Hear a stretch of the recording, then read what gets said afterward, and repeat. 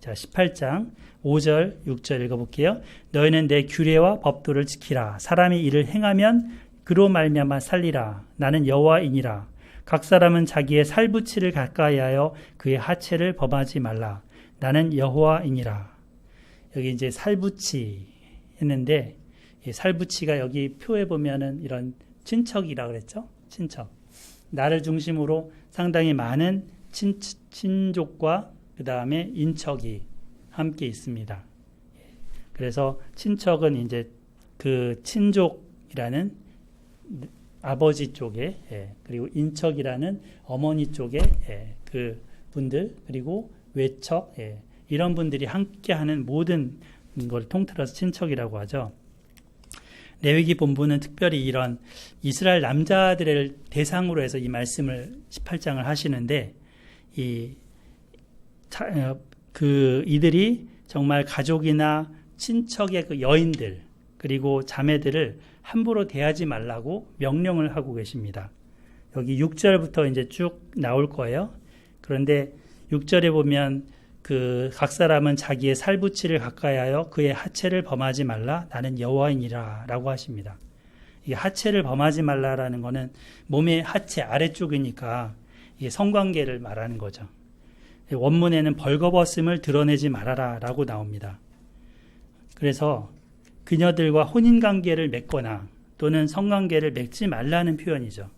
왜냐하면 가족 공동체의 질서를 깨버리기 때문입니다.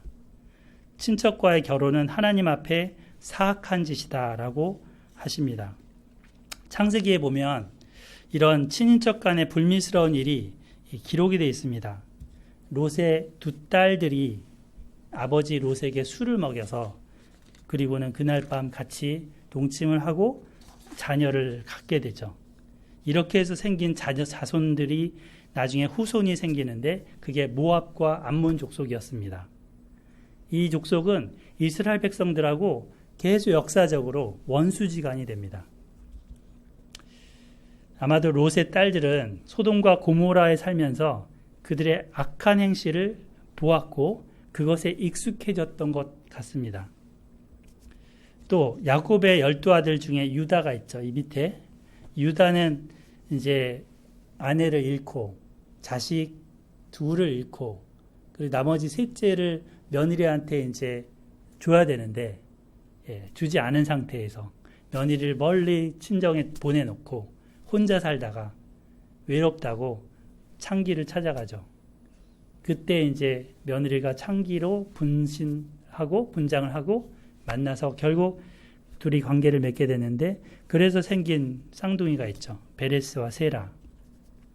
이것도 이 레위기에 나오는 이러한 친인척 간의 그런 문제입니다. 근데 아브라함도 보면 어때요? 아브라함이 이복누이라고 하죠. 사라가. 이복누이랑 결혼했어요. 또 야곱도 외사촌 누이 동생들과 결혼한 거잖아요. 자기 외삼촌의 딸들이니까.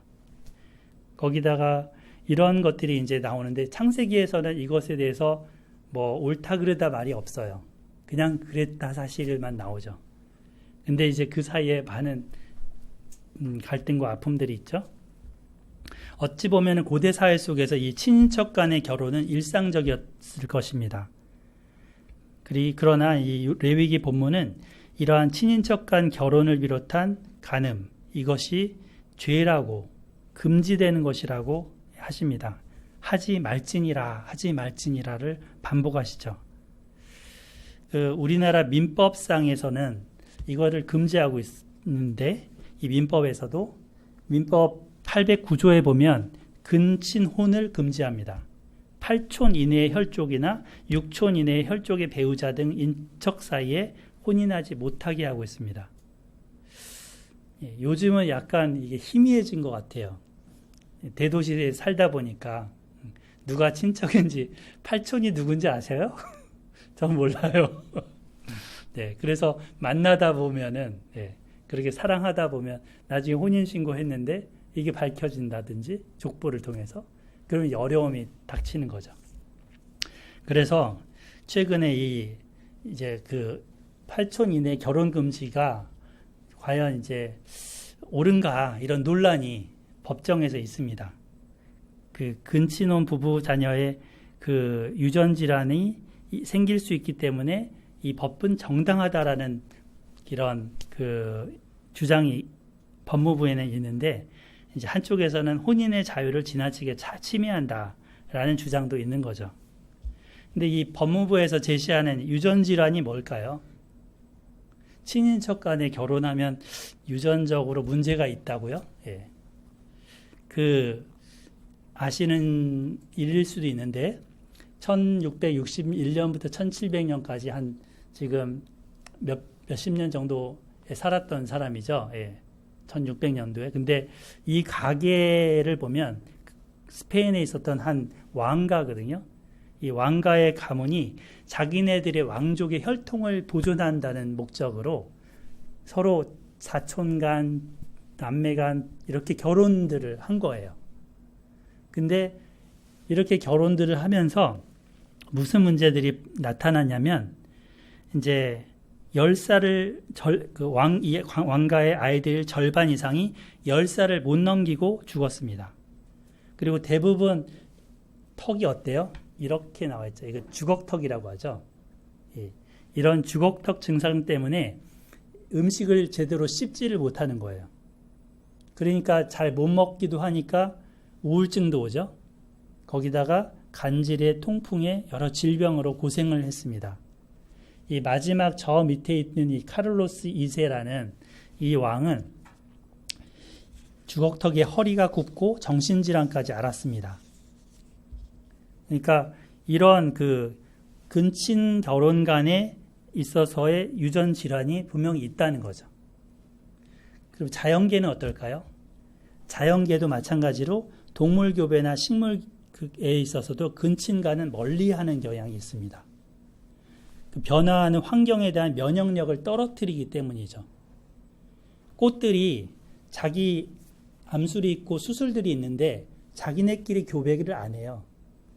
항상 동물이나 바람을 통해서 다른 암술에 갖다가 요 꽃가루를 묻혀주게 하고 있죠. 그래서 예쁘게 이거를 자기 모습을 한다든지 향기를 아주 좋게 해서 동물들을 끌어오는 거죠. 이렇게 해서 이제 합니다. 후손들을 퍼뜨리는 것만이 목적이 아니라는 거죠. 건강한 후손을 낳고 키우는 것이 이 자연계에 있어서도 그게 창조 질서입니다. 근데 이 레위기의 이 말씀은 이러한 그 질환들, 이런 문제 때문에 금지하고 있는 것으로 얘기하고 있지 않아요. 다만 그냥 하지 말라라고 하시죠. 예. 근데 대체적으로 보면 가족 간의 그런 인간관계의 질서, 그것을 위해서 말씀하시는 거로 보여집니다. 친인척 간 가까운 사이지만 자기의 이기적인 욕망을 충족시키기 위해서 그 선을 넘지 말라는 것입니다. 도리어 보호하고 이렇게 예절을 지켜줄 것을 말씀하십니다. 자, 이제 우리 본문을 살펴볼 건데, 그 7절부터 17절까지 여러 친척들을 들면서 이들과의 잘못된 관계를 금지하고 있습니다. 우리 7절 한번 눈으로 살펴보세요. 제가 잠깐 언급하면서 갈게요. 자, 7절에서는 네 어머니가 나오죠. 어머니. 예. 그 다음에 8절로 오면 네 아버지의 아내라고 합니다. 그러니까 아마 새엄마인 듯 싶죠. 예. 그 다음에 9절에 오면 네 자매라고 했습니다. 그러니까 누나가 됐든 여동생이 됐든, 예. 그거를 언급하고 있고, 10절로 오면 네 손녀, 네 외손녀가 나오죠. 예. 그 다음 11절, 네 아버지의 아내가 네 아버지에게 낳은 딸이면 뭘까요? 아마도 배다른 누이겠죠. 예. 배다른 누이를 말하겠죠. 12절은 고모, 13절에는 이모, 그 다음 14절에는 네 아버지 형제의 아내라고 했으니까 우리가 보통 큰아버지, 작은아버지 하는 백부, 숙부, 그들을 얘기하는데 그들의 아내, 그러니까 백모, 숙모 이렇게 얘기하는 그들이죠. 15절은 며느리가 나오고요. 16절에는 네 형제의 아내라고 했으니까 여기는 형수나 제수겠죠. 그 다음 17절. 너는 여인과 그 아내의 딸들의 하체를 하면서 이제 나오는데 그녀들의 딸들이나 손녀들, 곧 사촌들을 말합니다. 이 사촌들. 18절에는 처제나 처형이겠죠. 아내가 생존할 동안에 그의 자매라고 했으니까, 예. 이들. 그 다음 18절로 이제 이렇게까지 해보면 이 18절에 특별하게 자매를 얘기하면서 뭘 얘기합니까? 18절. 너는 아내가 생존할 동안에 그의 자매를 데려다가 그의 하체를 범하여 그로 질투하게 하지 말지니라. 예, 질투가 나오죠. 그러니까 이 혼인관계뿐만 아니라 성폭력, 강간 이런 걸 포괄적으로 말씀하고 계신 겁니다. 또 19절에 보면 아내 같은 경우 이제 정상적인 부부관계를 할 수가 있겠지만 월경일 경우에는 가까이 하지 말라 이런 말씀도 나오고 하는데 특별히 이런 부분들을 보면서 여인에 대한 배려가 많이 담겨 있습니다. 20절에 보면 가족뿐만 아니라 이웃의 아내와에 대해서도 동침하여 설정함으로 그 여자와 함께 자기를 더럽히지 말라라고 경고하십니다. 하나님은 이렇게 연약한 여자들을 남자들이 강압하고 폭력으로 희생시키기를 원치 않으십니다. 그 남자와 여자를 중심으로 한 그 많은 친척 그 관계들을 열거하면서 그들을 보호하기를 말씀하시는 거죠. 이 결혼이라는 건 신성한 곳이고 그리고 신성한 것이고 가정도 거룩한 장소지 않습니까? 그래서 이거를 지키도록 질병이 뭐 생길 거를 겁내서 뭐 이런 게 아니라는 얘기예요. 그죠? 그런데 이 말씀을 배경으로 우리 역사서를 보면 우리 항상 에스라 성경 강좌할 때 그러잖아요. 이 역사라는 거를 되짚어 볼 때는 레위기대로 했나 하지 않았나 그거를 봐야 된다고.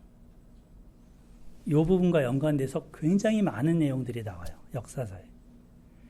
그 선왕 중에 선왕이었던 사람, 하나님의 마음에 합했던 사람, 다윗이 있죠. 그 다윗이 잘 나갈 때는 하나님 마음에 합했지만 그가 승승장구하고 모든 적군을 다 물리치고 이 나라의 기틀을 다 세운 이후에는 안일에 빠지고 교만에 빠지고 나태에 빠지고 하게 된 거예요.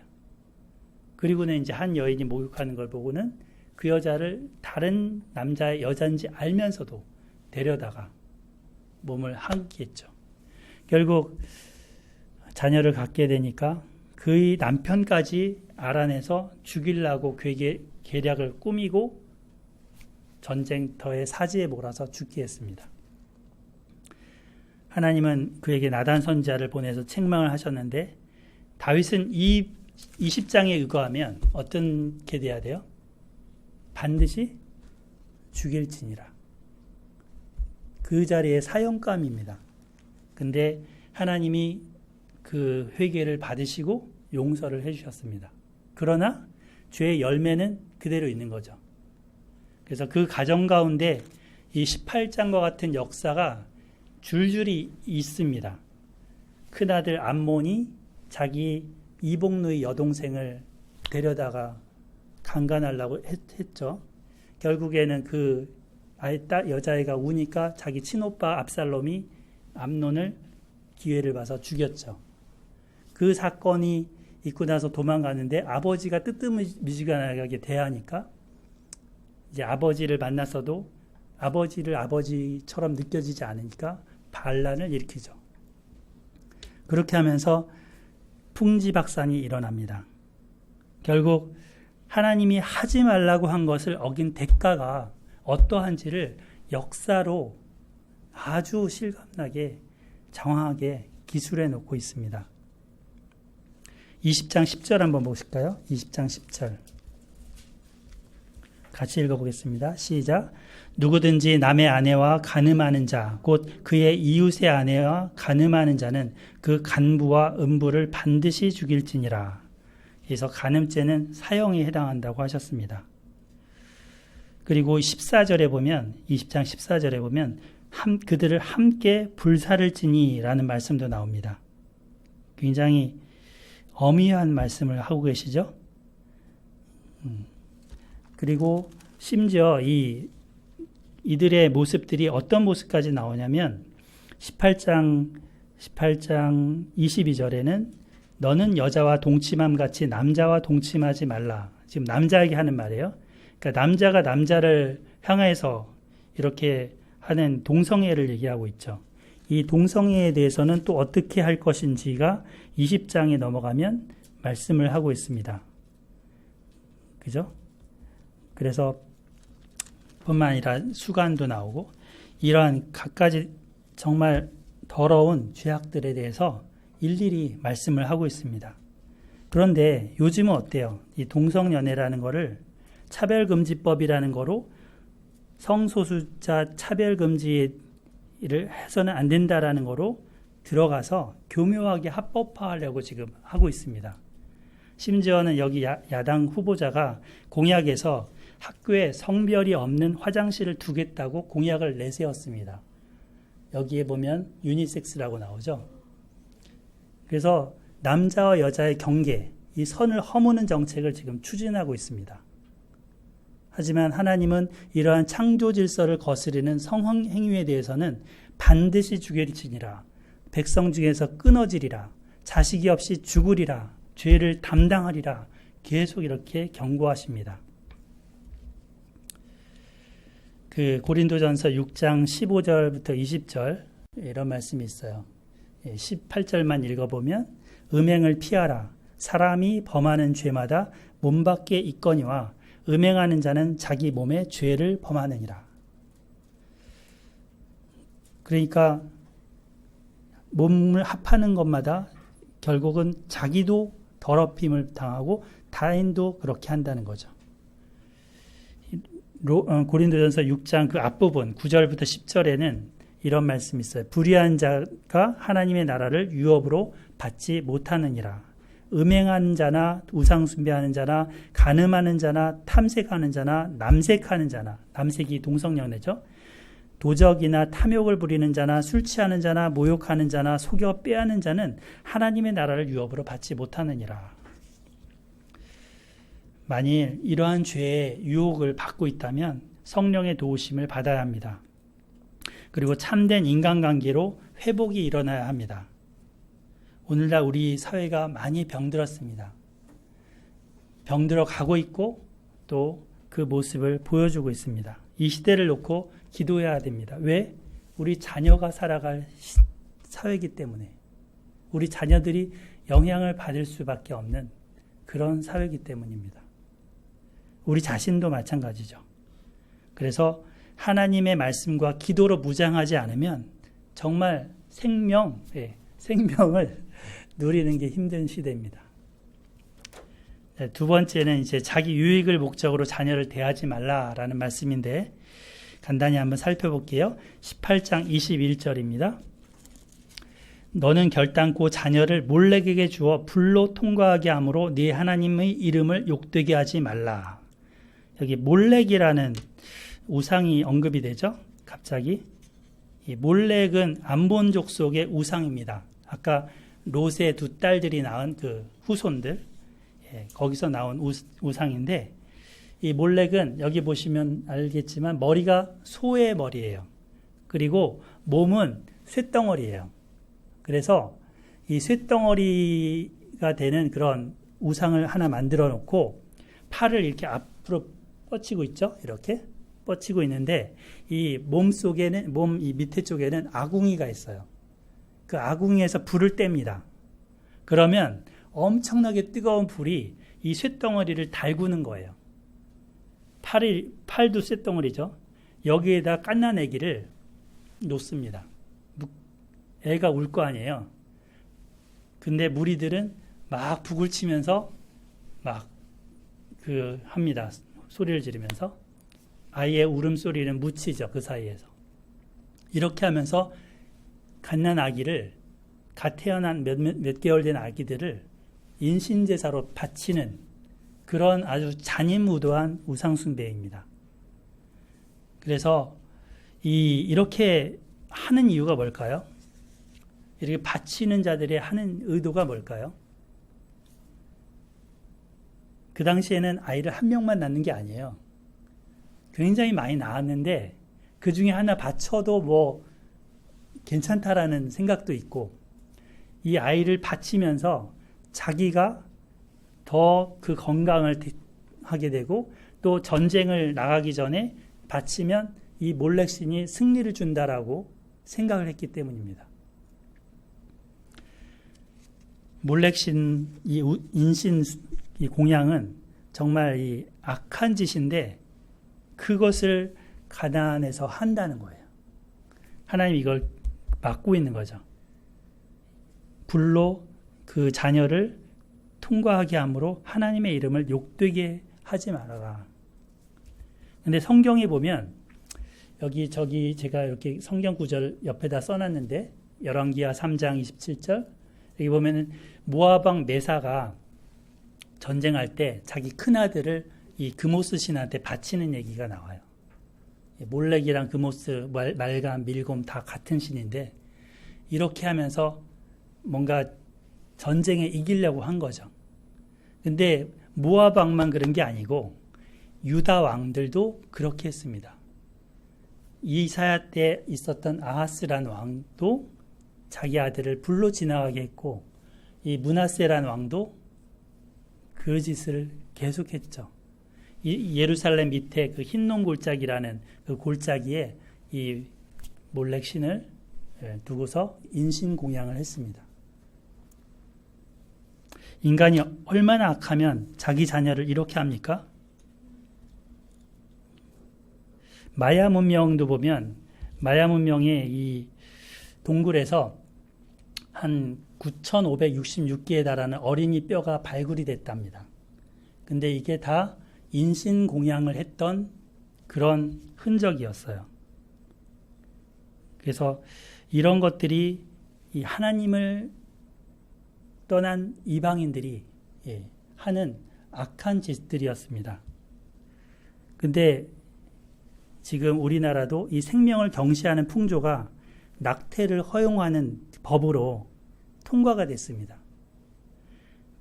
다만 뭐가 지금 논의거리냐면 이 아이가 임신 후 14개월까지 되기 전에 낙태할 수 있느냐, 의료계에서는 10주까지 그 전까지만 낙태할 수 있느냐, 요 논란만 하고 있답니다. 그러니까 2022년 1월부로 낙태법은 낙태를 가능하게 이미 결정이 나버렸습니다. 생명을 인간이 결정하는 거죠. 그 삶과 죽음을 하나님이 주셨는데 산모가 결정하는 거죠.